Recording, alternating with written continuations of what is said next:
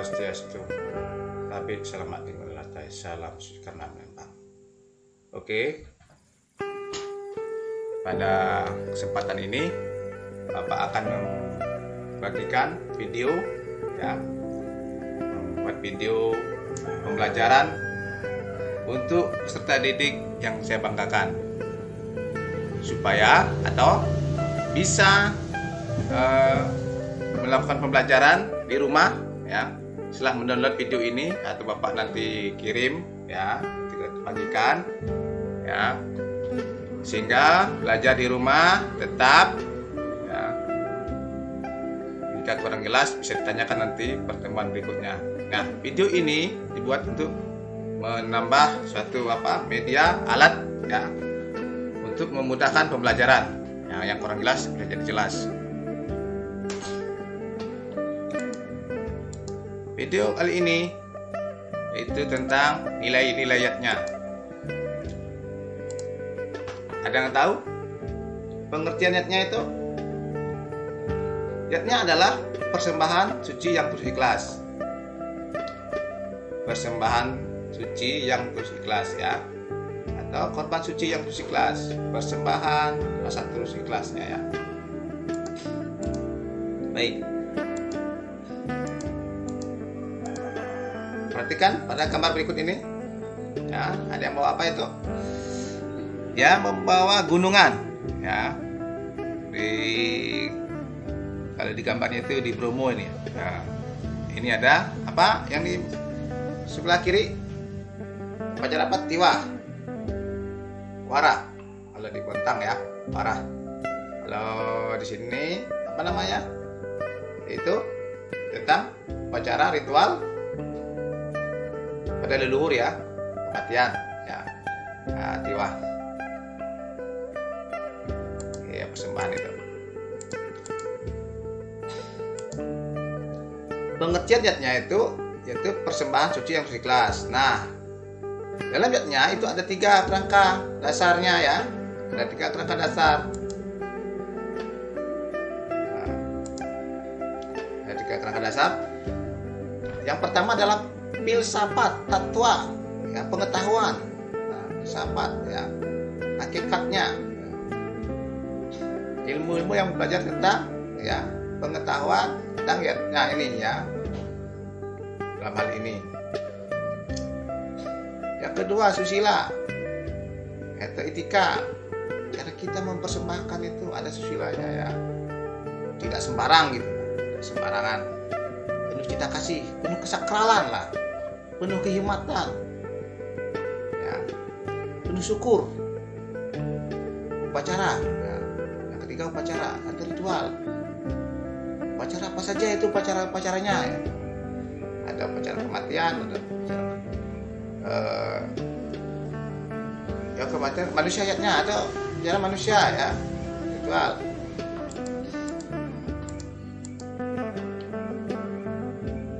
Upacara atau ritual dalam ajaran Hindu merupakan bagian daripadanya. Ya, ingat ya, ayatnya itu persembahan suci yang terus ikhlas, yang penuh cinta kasih.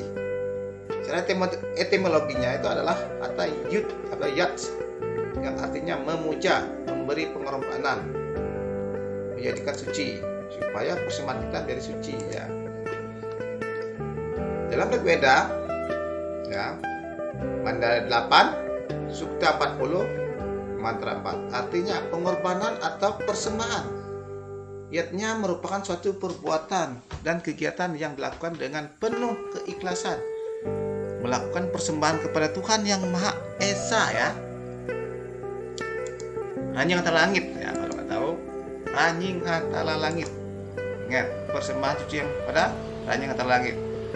Pada pelaksanaan ayatnya, dalam pelaksanaan ayatnya itu mengandung unsur karya atau perbuatan ya, tindakan. Seraya itu ketulusan, budi, kesadaran sang diri kita ini, dalam diri kita ada kesadaran, penuh kesadaran, bakti, persembahan ya, cinta kasih. Ayatnya yang sebenarnya adalah pengorbanan dan atau persembahan secara tulus. Ya janamana itu bukan ayatnya ya. Ya jamana ini adalah orang melakukan ayatnya itu. Ya pelaksanaan ayatnya itu. Yajus adalah tentang yatnya. Dasar-dasar pelaksanaan yatnya.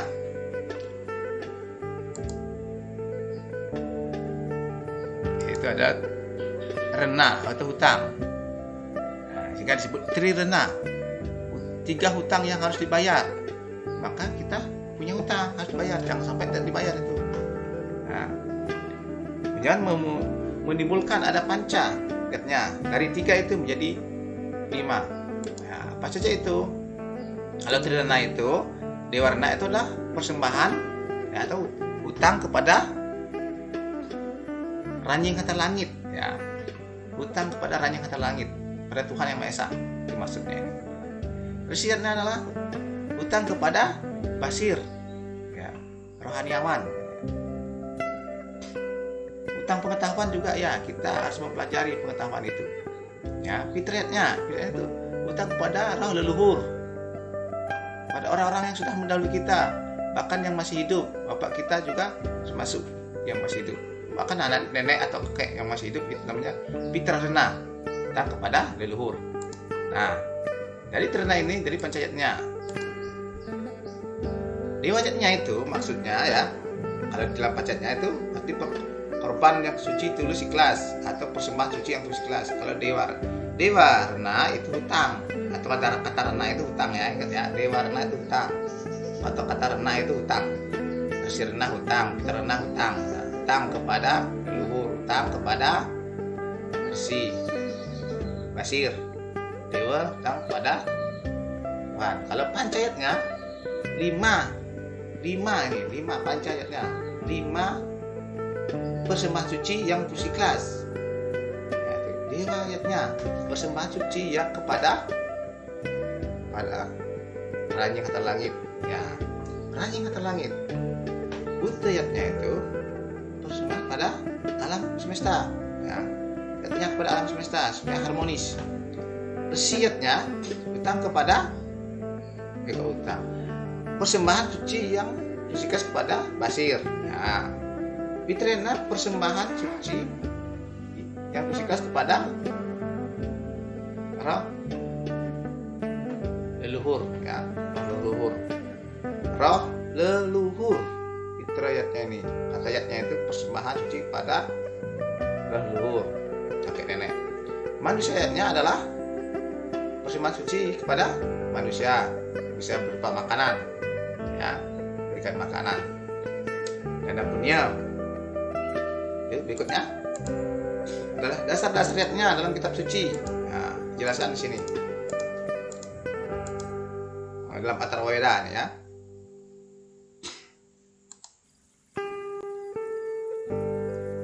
Sesungguhnya kebenaran, satya, hukum yang agung, yang kokoh dan suci, reta, kokoh ya, tiksa, tapa, brata, brahman, dan juga ayatnya, ia menegakkan dunia, semoga dunia ini ibu kami sepanjang masa, memberikan tempat yang lega bagi bumi ya. Dalam Alkitab pun jelaskan dari ayat 3 sloka 10 ya. Dibacanya, sayatnya praja serta Purawaja Prajapati Anena prasawisyadam Iwa sawastista kamandu. Kawat kita di ayat 3 sloka 10. Terjemahannya, pada zaman dahulu kala Prajapati menciptakan manusia dengan niatnya, dengan persembahan suci ya, bersabda, dengan ini engkau akan mengembangkan, akan menjadi kamaduk dari keinginanmu ya. Kitab sastra-sastra yang agama Hindu berbagai macam adanya rumusan tentang pelaksanaan pancayatnya. Pelaksanaan pancayatnya yang dilaksanakan oleh umat Hindu. Dewayatnya persembahan dengan minyak, biji-bijian atau buah-buahan, api, ya, air, api, yang maksudnya api itu dupa, bisa tuh api dengan dupa. Air, ya, minyak, beras, ya, biji-bijian, daun, bunga. Ya. Wasiatnya adalah merupakan persembahan dengan menghormati, ya, menghormati pendeta Basir dengan membaca kitab suci. Berarti kita dengan mempelajari kitab Panaturan, membaca Kandayu, mengkidungkan Kandayu, itu suatu wasiatnya, itu persembahan suci pada para resi karena kita mempelajarinya. Manusiatnya adalah upacara persembahan dengan materi, yaitu makanan, memberi kepada fakir miskin, atau kalau bahasa kita adalah dana punya, memberikan persembahan, memberikan makanan. Memberikan dana punya itu berupa ya patim piatu, makanan kepada yang membutuhkan, haus orang memberi minum pada yang dahaga. Itu manusiatnya. Fitriatnya adalah persembahan kepada leluhur agar roh yang meninggal mencapai alam ranjing atau langit, ya, ranjing atau langit, alam siwa, alam Rahman, alam Tuhan yang Maha Esa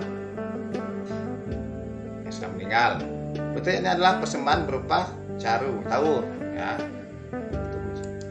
untuk menjaga keharmonisan alam semesta ini, ya. Para buta itu yang tidak kelihatan. Betul-betul ayatnya dalam kehidupan sehari-hari. Derawi ayatnya, tapu ayatnya, yoga ayatnya, stata pari, suadia ya jenana ayatnya, jaya taya samsit surata. Bawat kita ada ya 4 sloka 28, ya. Terjemahannya, setelah bersumpah dengan tegas, beberapa di antara mereka dibebaskan dari kebodohan dengan cara mengorbankan harta bendanya, sedangkan orang yang lain dengan melakukan pertapan dengan keras dengan batin yang dengan berlatih yoga kebatinan terdiri dari 8 bagian. Nah, yoga kebatinan dengan 8 itu astanga yoga, 8 tahapan yoga, ya. Dengan mempelajari Weda untuk maju dalam pengetahuan ini. Jadi mempelajari Weda, membaca Panaturan, baca Kandayu, ya, Panaturan, Kandayu itu dipelajari, ya, apalagi memahami dan melaksanakannya. Itu adalah kemajuan dalam pengetahuan rohani. Oke, ya. Mempelajari Kandayu dan melaksanakannya dalam kehidupan sehari-hari, berarti dia kemajuan dalam pengetahuan rohani. Buat kita di ayat 4, ya, sloka 11, terjemahannya begitu. Sejauh mana orang yang menyerahkan diri kepadaku, aku menganugerahi mereka sesuai dengan penyerahan dirinya itu. Semua orang yang menempuh jalanku dalam segala hal, wahai putra Parta. Ulang lagi nih. Maksudnya begini, sejauh mana orang menyerahkan diri kepada Ranjing Hatala Langit, Tuhan yang Maha Esa, Tuhan atau Ranjing Hatala Langit menganugerahi mereka sesuai dengan penyerahan dirinya, ya, dengan tekadnya, dengan kesungguhannya. Itu semua orang menempuh jalan ranjing dalam segala hal, wahai orang-orang yang meyakini, orang-orang yang beriman pada Ranjing Hatala Langit, pada Panaturan, pada kitab suci Weda. Dari sloka kita di atas, apa saja bentuk-bentuknya? Nah,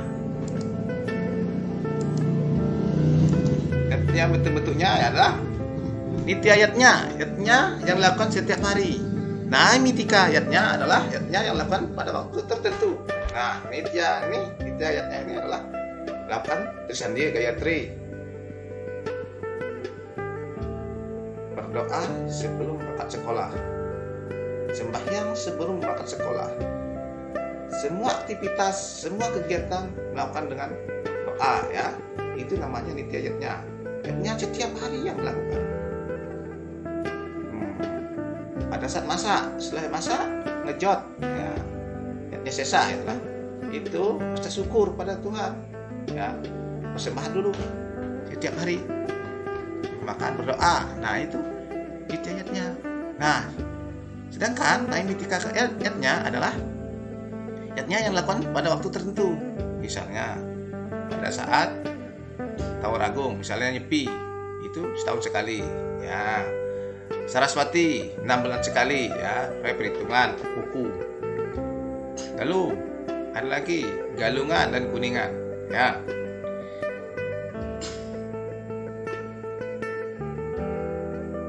Kalau nityanya ini ada juga termasuk dalam Palsara ya. Misalnya setiap hari Kamis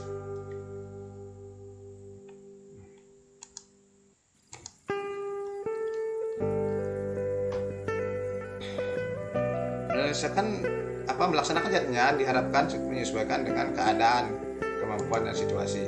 Tidak memaksakan.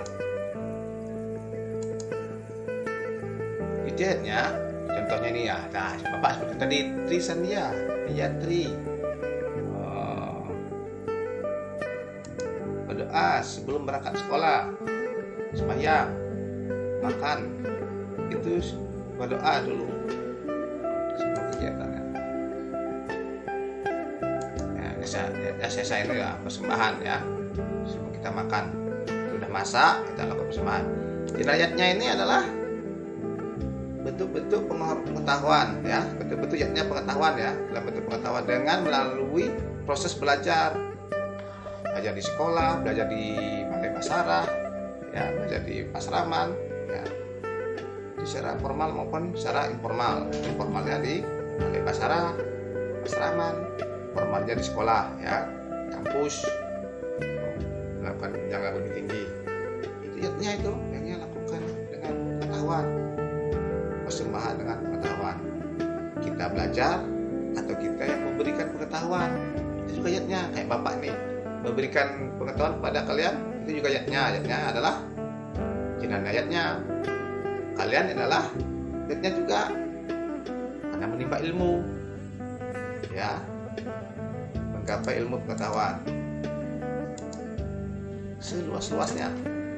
Naimitika yatnya berdasarkan perhitungan warna atau perpaduan antara triwara dengan pancawara ya.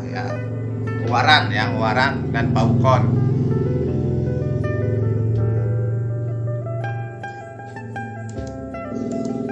Kalau yang naimitika yatnya yang setahun sekali itu berdasarkan sasih ya.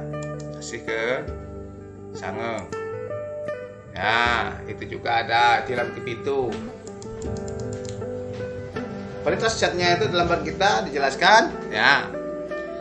Di antara korban suci yang dilakukan menurut kitab suci karena kewajiban oleh orang yang tidak mengharapkan pamrih adalah korban suci yang dalam sifat kebaikan. Jadi bentuk persembahan suci yang terus ikhlas tanpa pamrih ya, cinta kasih, kebahagiaan, korban suci yang baik, mulia.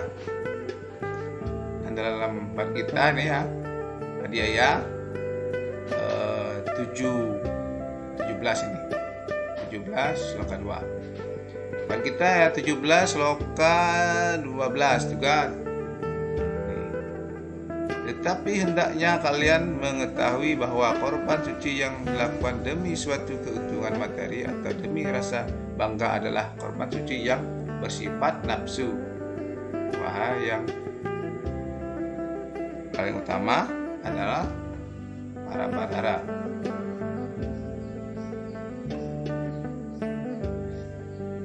Buat kita juga yang dijelaskan 17 sloka 13, korban suci apapun yang dilakukan tanpa mempedulikan petunjuk kitab suci, tanpa membagikan prasadam atau makanan,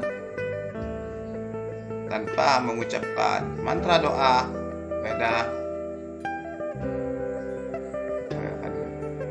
tanpa memberikan sumbangan kepada para pendeta, tanpa keyakinan, kepercayaan, dianggap korban suci yang dalam sifat kebodohan.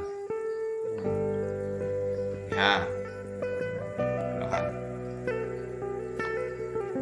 Ya, kesimpulan dari sloka di atas adalah pada sloka tersebut menjelaskan ada 3 pembagian yatnya. Lihat dari kualitasnya. Tamasika yatnya adalah yatnya yang dilaksanakan tanpa mengindahkan petunjuk. Petunjuk sastra. Sastra itu adalah kitab-kitab. Ya, sastra ini adalah petunjuk. Kitab Panaturan, ya, beda sastra ini.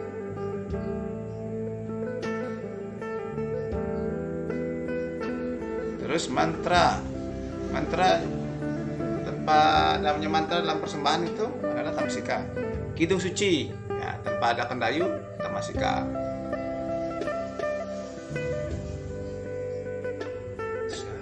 Sambutamba ai palena besuang behas pare manyange itu. Tanpa itu tamasika. Tanpa keyakinan, pada sina. Raja sikayatnya dilakukan dengan penuh harapan akan hasilnya dan bersifat pamer, sombong, yang dikatakan mampu, padahal sifatnya pamer.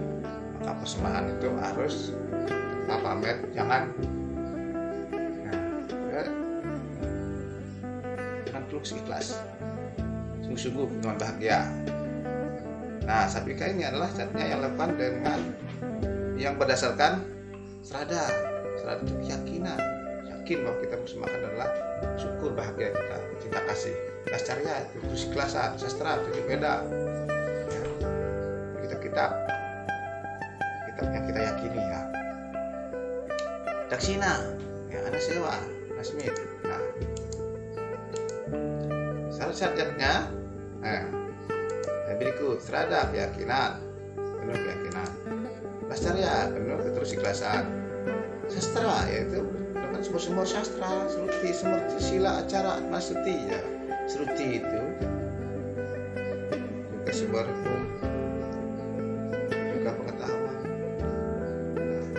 Semerti hukum, sila, acara, masuti. Sila itu tinggal laku, ya. Silanya acara yang sering dilakukan. Pastuti keyakinan, kepuasan batin, ya. Daksina adalah pelaksanaan niatnya yang dengan sarana upacara benda uang, ya.